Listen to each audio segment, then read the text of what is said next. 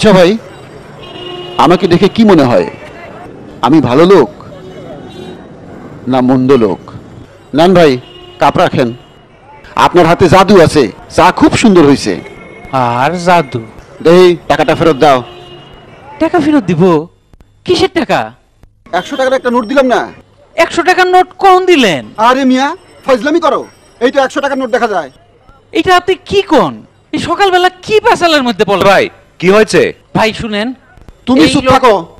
ভাই শোনেন, এক কাপ চা আর একটা পচা কেক খাইয়া তার 100 টাকার একটা নোট দিছি, সে বলে টাকাই দেয় না। শোনেন, ওনার টাকাটা ফেরত দিয়ে দেন। দে দে, দিয়ে দেন।